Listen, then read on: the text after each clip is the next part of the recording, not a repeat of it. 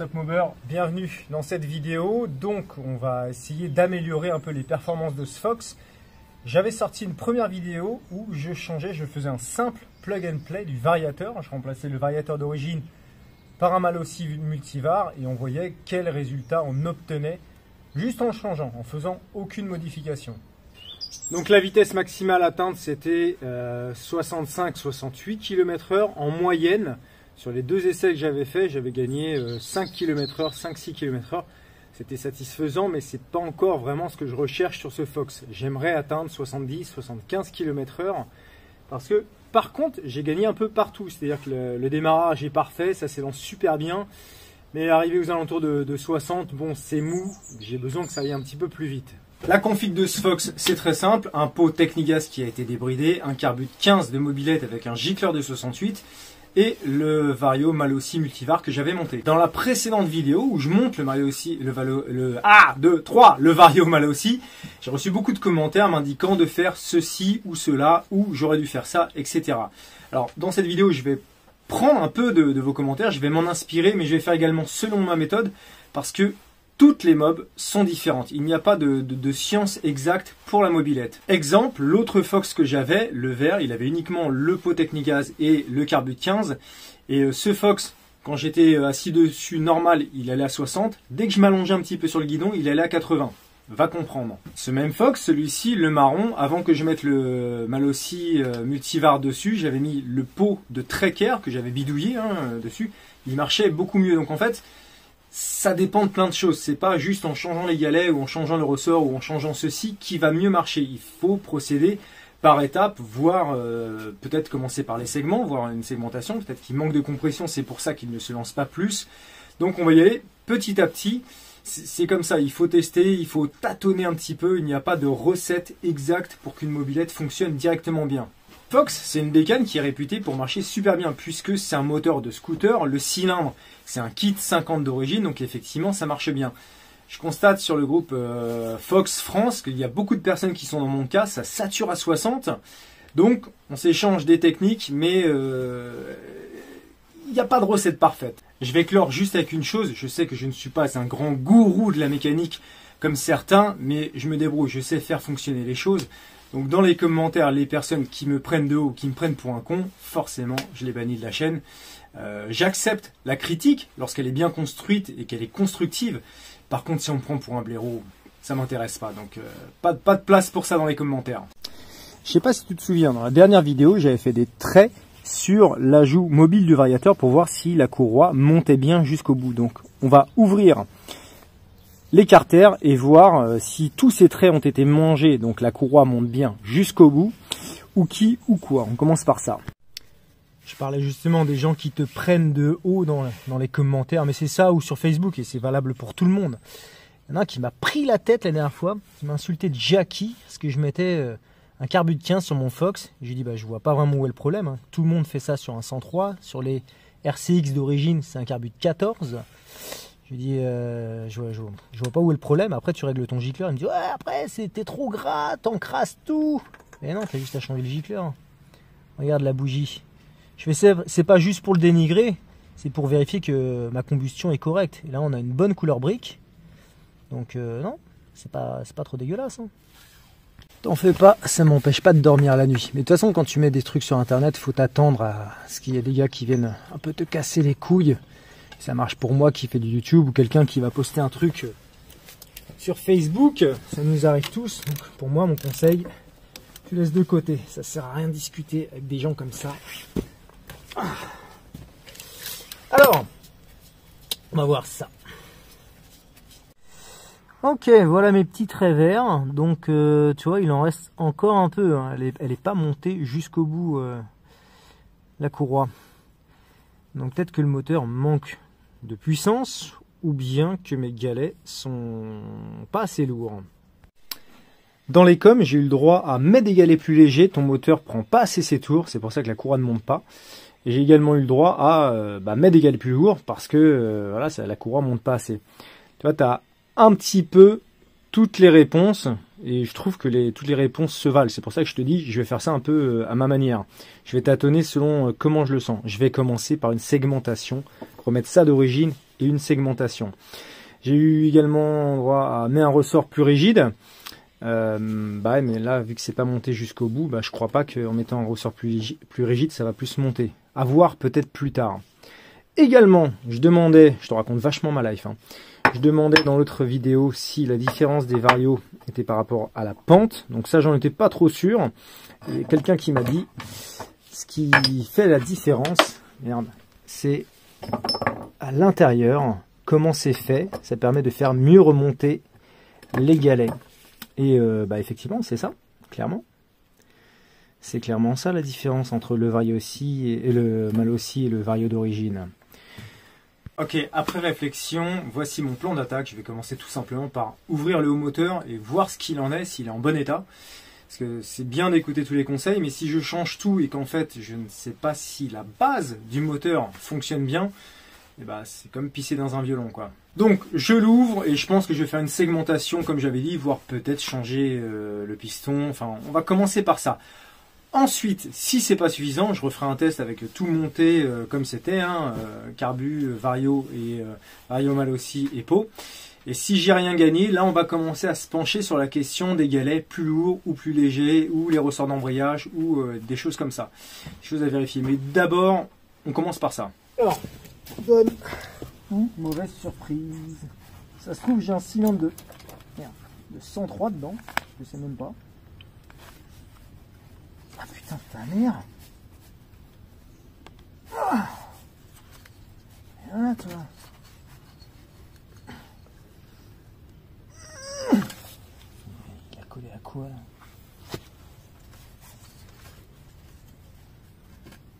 Ah putain!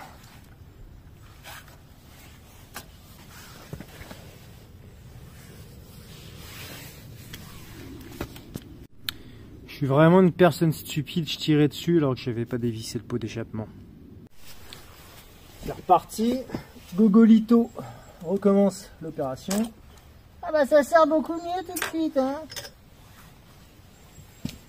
Première surprise, c'est pas du cylindre Origine Fox, c'est du 6 transfert, donc je pense qu'on est sur soit un cylindre AliExpress, soit un Ersal, je sais plus s'il y a écrit Ersal dessus ou pas.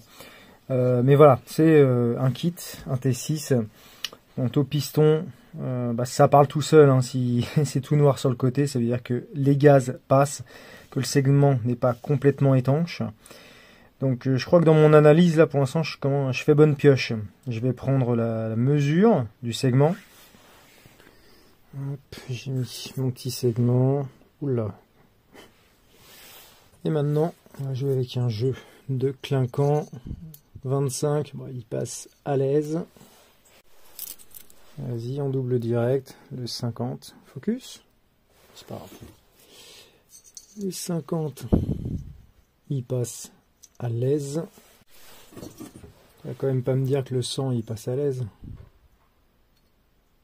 Non, le 100 passe pas, mais on n'est pas très loin. 90.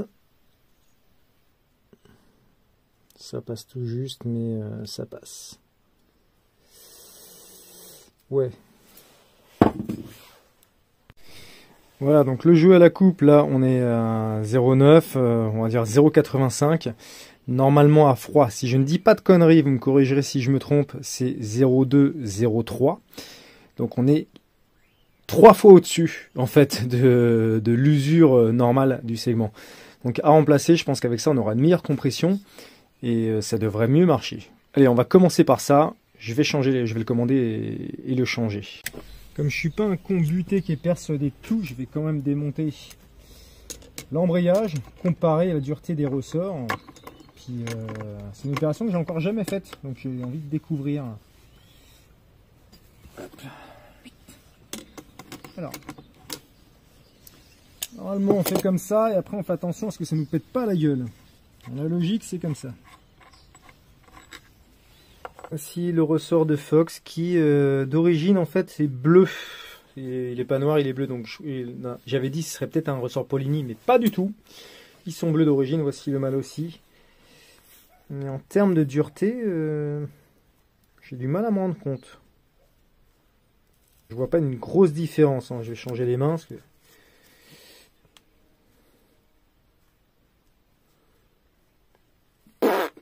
sais pas quoi te dire.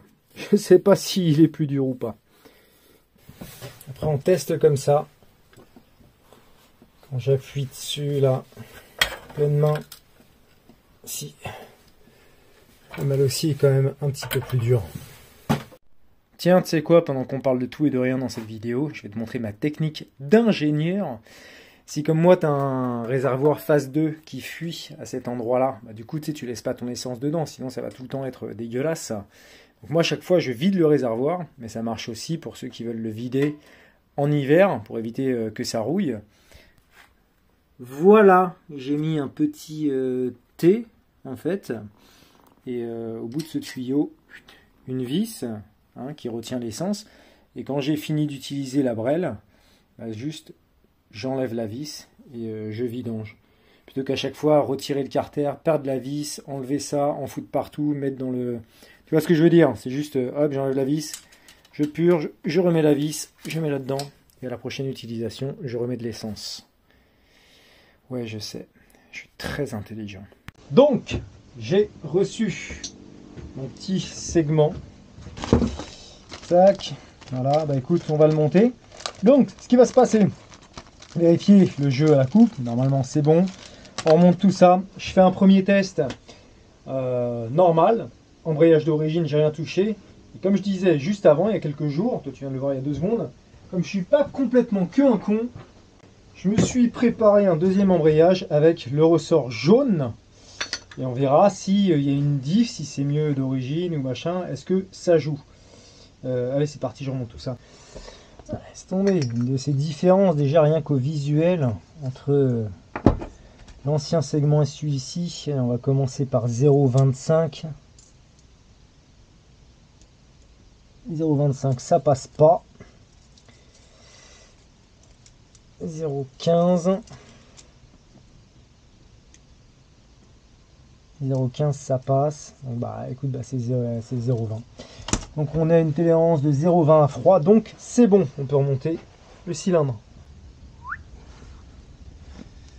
Allez, on remonte tout ça. Plein d'huile, ça va fumer.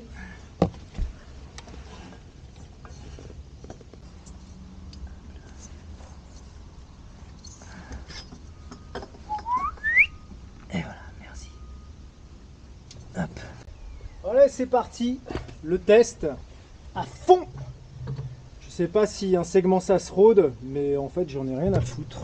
On va démarrer, oui. Go, premier test.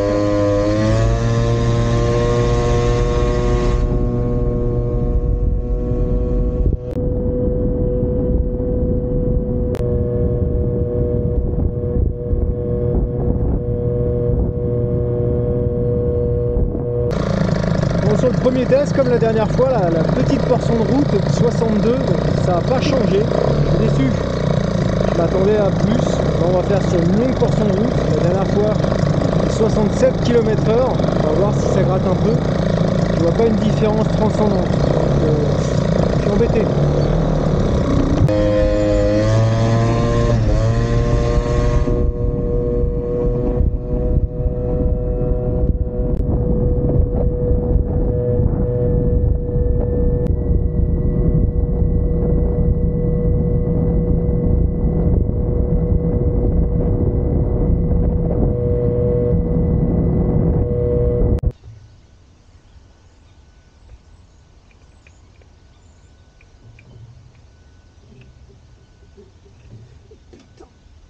Ça, comment c'est dur.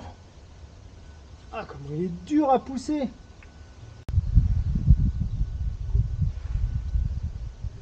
Ah non, poussant comme ça dans l'embrayage, il est beaucoup plus dur. Rien à voir.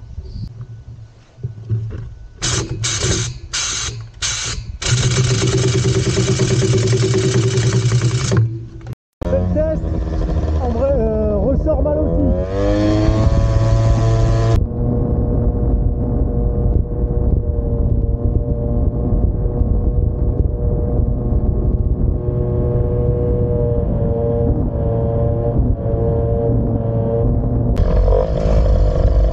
vitesse bien lancée. Pour l'instant c'est bon.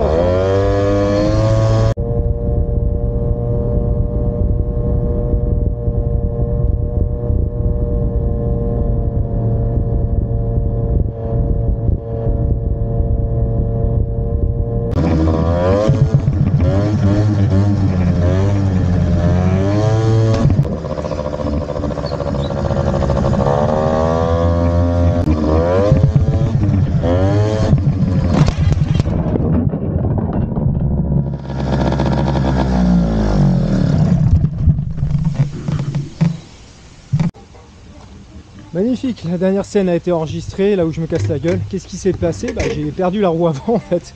Enfin, sur un des deux fourreaux de fourche, la roue donc elle était en travers. Donc, voilà. Mais ça va, la mob n'a rien et j'allais pas trop vite. Ça aurait pu plus mal tourner, donc note pour plus tard. Faut vraiment que je vérifie que mes roues soient bien serrées là. Je sais pas comment c'est arrivé. Mais... Allez, débriefing rapidement de la vidéo. T'as vu, il n'y a rien eu de ouf en définitive. C'est plus histoire de faire une vidéo et d'essayer de comprendre un peu le pourquoi du comment. Tous ensemble d'ailleurs, avec vos commentaires, avec les échanges. Donc, avec le ressort mal aussi, non, ça marche moins bien. Et sur tous les rapports en fait, je trouve qu'elle a un peu plus de mal à se lancer. On sent que le moteur ne donne pas tout, encore pire qu'avec l'autre ressort d'origine. Donc c'est pas ça, il me faudra un moteur qui watt plus ou d'autres réglages pour que ce ressort mal aussi fonctionne bien. Donc ça, je vais le virer. Ça allait moins vite, je sais plus à combien j'étais, 65, 66, un truc comme ça. Donc on est reparti à zéro quoi en fait. Donc à virer. Voilà, donc grosso modo, j'ai plus ou moins réglé mon problème parce que je me suis dit ça peut venir du segment et effectivement ça venait de là. Donc grâce à ça, voilà, encore un petit peu plus péchu et plus de vitesse de pointe. Moi ça me convient parce que la mob réagit vraiment bien. Ce Fox c'est vraiment super, t'as vu, ça fait des wheelings, ça a une bonne patate au démarrage, ça part très bien, très vite. Vitesse de pointe 70-75 km/h, donc c'est convenable pour les balades, j'ai pas besoin d'aller plus vite. Mais juste pour la curiosité en fait, j'aimerais bien tenter voilà, de débrider encore parce qu'on sent que le moteur prend pas tous ses tours et que ça pourrait plus donner, quoi. Il y a encore des choses à gratter. Donc là-dessus, écoutez, j'attends vos conseils en commentaire, ceux qui s'y connaissent vraiment. Je suis partagé, je vais pas commencer à changer les galets parce que je me dis, les deux se valent. Galet plus léger, ouais, le moteur va prendre plus ses tours, mais est-ce que la force centrifuge sera suffisamment grande pour les faire décoller jusqu'au bout du variateur et que donc du coup toute la plage soit occupée? Et galet trop lourd, ouais, ça va marcher, mais est-ce que justement ça va pas affaiblir le régime moteur? J'ai vraiment du mal à me décider, je pense que là-dessus je manque un peu de connaissances quoi. Le truc, galet léger pour la patate, galet lourd pour la longe, je sais que ça marche pas comme ça, il y a plein de facteurs à prendre en compte, donc dites-moi dans les commentaires. Et puis voilà, on fera d'autres vidéos à ce sujet pour continuer à tester un peu, si on atteint les 80 ce serait bien. Mais voilà, c'est intéressant de procéder comme ça, des tests un petit peu étape par étape, tester des choses, voir comment ça réagit. Et encore une fois, toutes les mobs sont différentes et ne réagissent pas de la même manière. C'est tout en fait. J'ai rien d'autre à dire, j'espère que voilà, ça... Comme j'ai dit, c'est pas une vidéo de fou, ça occupe, ça fait quelque chose à mater. Et puis voilà, faites-moi des retours, j'y songerai, puis voilà, on trouvera le schmilblick ensemble. Ciao les gars!